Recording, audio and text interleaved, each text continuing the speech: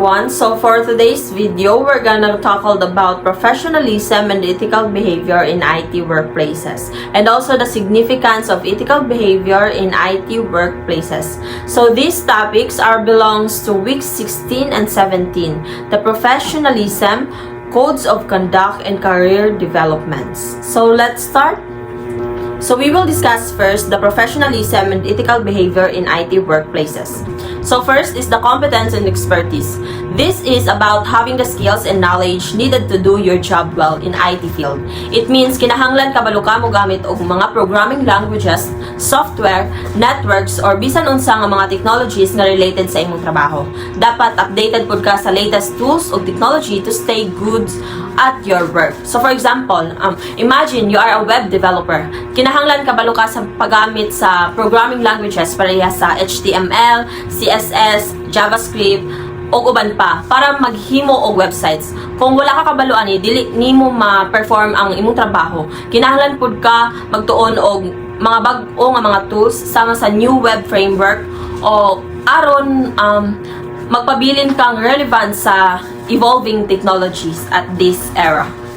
Effective communication. Communication is about sharing ideas or information clearly so everyone understands, whether they're technical or not. Sa IT, importante nga kabalo ka mo explain ang complex nga technical concept ngadto sa clients or team members nga dili kaayo tech-savvy. It's also about listening, asking questions, and making sure everyone is on the same page.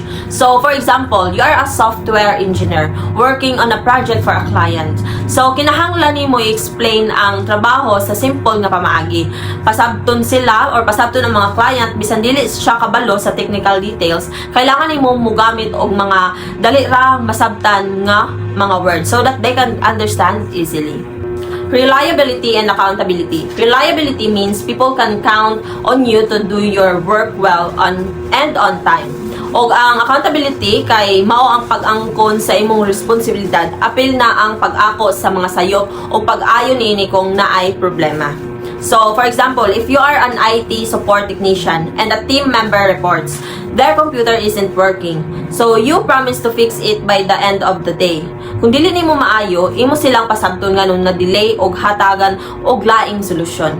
Kung pananglitan nasayop ka og accidentally nimo na delete ang importante nga mga files samtang nag-troubleshoot ka.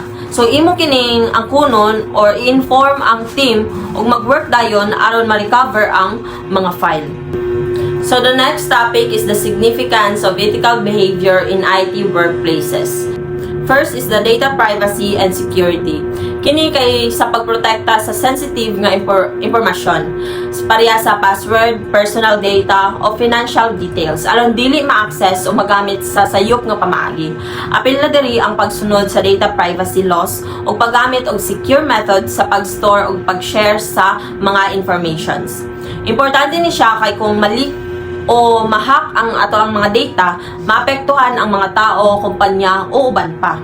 Ang ethical behavior magsigurado nga ang impormasyon luwas og magtukod og kumpanya sa IT team, kumpanya o users.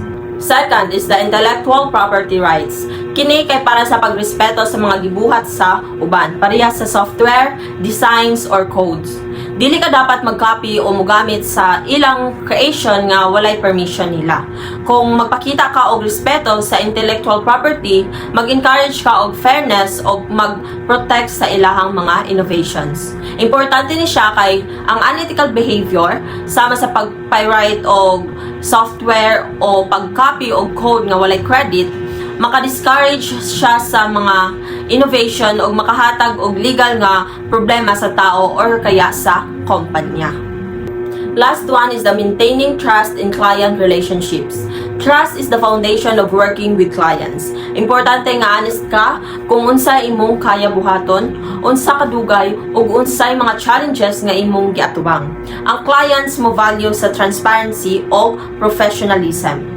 Importante ni siya kay kung magtago ka sa mga problema, madaot ang relasyon, imong reputation, ug mawad-an og future businesses and ang company.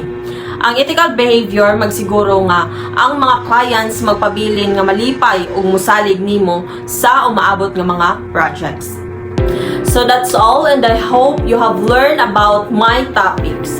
Goodbye guys, and God bless you all. Thank you.